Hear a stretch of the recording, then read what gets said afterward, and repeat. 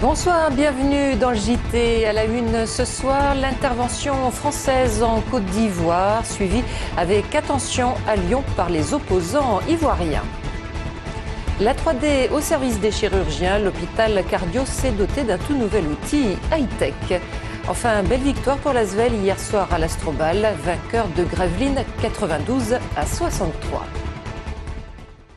En Côte d'Ivoire, Laurent Gbagbo est pour l'heure toujours retranché dans son bunker. L'intervention sur place des forces militaires françaises et des Nations Unies est en tout cas suivie avec attention depuis Lyon par les pro-Ouattara. David Segal a rencontré l'un d'entre eux. Moïse Koua est né en Côte d'Ivoire, mais depuis 2002, il est interdit de séjour. La raison, son opposition au régime de Laurent Gbagbo. Depuis Lyon, il suit attentivement la situation dans son pays avec beaucoup d'émotion. Ça m'attriste. Même si cela est quelque chose de terrible, c'est le prix à payer en Côte d'Ivoire pour définitivement nous sortir de ce mano à mano qui consiste à ne pas respecter le droit humain. L'intervention des forces internationales de l'ONU avec, en première ligne, les troupes françaises est soutenue par les partisans d'Alassane Ouattara, et ce, malgré la polémique. Heureusement que la France est intervenue. Pour nous, si on peut verser moins de sang en détruisant des armes lourdes qui sont utilisées contre la population, nous pensons que ce n'est pas là qu'il faut rechercher le débat aujourd'hui. L'après Gbagbo, Moïse Koua y pense déjà. Pour lui, l'enjeu sera par la suite de réunir l'ensemble des Ivoiriens pour tout reconstruire. En Rhône-Alpes, pour nous, le travail a déjà commencé. On tentera de faire en sorte que nos frères et sœurs qui ont une autre vision des choses que nous puissions quand même donner sa part d'expérience. Moïse Koua attend désormais le départ de Laurent Gbagbo et espère qu'un jour, il sera jugé.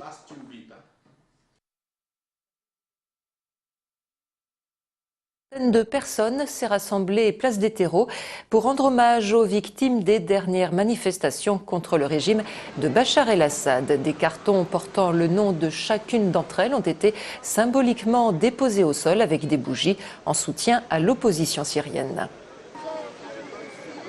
On a encore d'espoir pour changer un petit peu la politique en Syrie. Là maintenant, le gouvernement, ils ont commencé à faire des réformes. Donc on attend, on espère qu'il n'y aura pas de victimes. C'est vraiment important que ça bouge, vraiment, parce que c'est infernal, ça devient infernal. Et j'espère que ça va se propager encore. Incendie volontaire hier soir au collège Henri Barbus de Vaux-en-Velin, mais peu de dégâts. Les pompiers sont rapidement intervenus pour éteindre les 2 foyers d'incendie allumés dans 2 salles du rez-de-chaussée. Et peu après, 2 collégiens qui, semble-t-il, auraient agi par vengeance ont été placés en garde à vue. La 3D fait son entrée à l'hôpital cardiologique de Lyon. L'établissement bénéficie depuis quelques mois d'une toute nouvelle salle d'opération high-tech où comment la technologie se met au service du chirurgien Jean-Marc Reffa. On a combien de volumes ? Il y a 150 cc.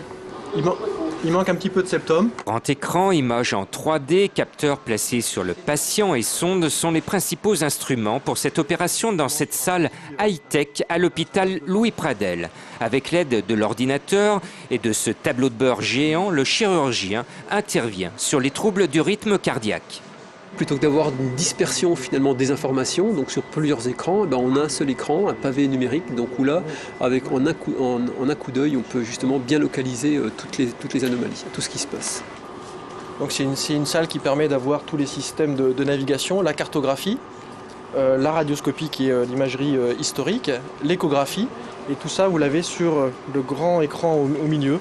Pour une parfaite précision, des capteurs placés sur la peau jouent en quelque sorte le rôle d'un GPS pour guider le chirurgien. Le GPS, c'est ça, c'est donc un système électromagnétique qui permet un repérage, donc une navigation du cathéter dans les 3 dimensions. Ce genre d'opération en 3D sur grand écran est très rare. Seulement 3 salles de ce type fonctionnent dans l'Europe. Autant dire que Lyon confirme ici qu'elle est à la pointe de la technologie chirurgicale dans le monde. Mieux vaut tard que jamais. L'arrêté reconnaissant l'état de catastrophe naturelle pour la sécheresse survenue l'été 2009 à Craponne et Dardilly vient d'être publié au journal officiel. Les sinistrés peuvent donc désormais faire état de leurs pertes auprès de leur compagnie d'assurance. Les TCL se dotent de tout nouveaux bus pour répondre au trafic passager en augmentation sur certaines lignes. Le réseau des transports en commun lyonnais a passé commande de 79 véhicules articulés Citelis, des bus dernière génération qui peuvent accueillir chacun 110 passagers.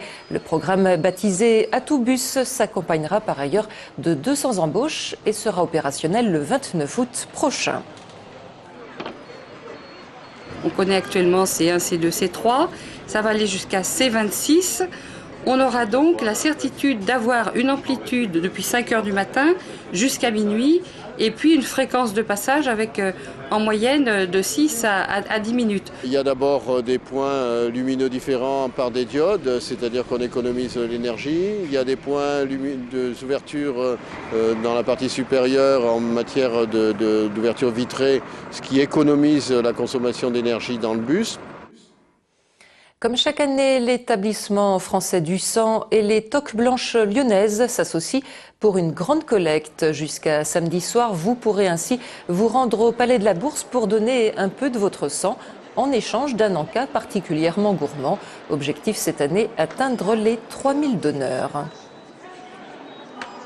On ne manque pas de sang, mais on est toujours à flux tendu, avec des périodes plus ou moins difficiles, et le mois de mai n'est pas une période très favorable. Il faut sans arrêt recruter de nouveaux donneurs, sans arrêt essayer de fidéliser ceux qui sont déjà venus. Non, et en plus, je suis à l'école d'infirmière, donc je me sens d'autant plus concernée. J'y vais pratiquement 2 à 3 fois par an, c'est tout. Et donc à 20 ans, on m'a initié à donner le sang. Et donc je trouve que c'est quelque chose qui est tout à fait naturel. En basket, belle réaction des Villeurbanais hier soir à l'Astrobal. En match en retard de la 23e journée de Pro A, l'Asvel s'est facilement imposé devant Gravelines, 92-63. Un score sans appel qui permet à Villeurbanne de conserver sa 7e place en championnat. Émilie Deschamps. C'est à n'y plus rien comprendre entre le visage des mauvais jours montrés par l'Asvel vendredi dernier face au Mans et celui proposé hier contre Gravelines. Le fossé est énorme. Imprévisible cette saison, les Villeurbanais ont écrasé les nordistes 92-63 et obtiennent leur plus large succès de la saison. Il y a eu des discussions? Non, pas énorme. Il y a eu du brief plus que de la discussion. Une discussion, c'est un échange. Il n'y a pas eu de discussion. Grâce à un excellent Davon Jefferson, 20 points au total et à un effectif retrouvé, l'Asvel a d'entrée étouffé Gravelines, qui pouvait à l'issue de ce match monter sur la 2e marche de Pro A. Mais le duel n'a pas eu lieu, Villeurbanne consolide sa 7e place et éloigne doucement ses concurrents directs en vue d'une qualification pour les play-offs. On a été mauvais en défense, on a été mauvais sur le repli, on a laissé beaucoup de N1 et on l'a payé cash. Il n'y a pas eu de jeu, il n'y a rien eu et c'est un non-match. Ça nous a permis d'écarter un peu Le Mans et Pau, qui sont les deux équipes juste derrière nous. Si on peut trouver la même équipe tous les soirs, on peut être très fort et on peut aller très loin dans ce championnat. Vendredi, l'Asvel se déplace justement chez son adversaire direct, Pau Orthez. Les Villeurbanais qui rêvent désormais d'un doublé disputeront ensuite leur quart de finale de Coupe de France à domicile face à Vichy mardi prochain. Et c'est la fin de cette édition. Très bonne soirée sur TLM.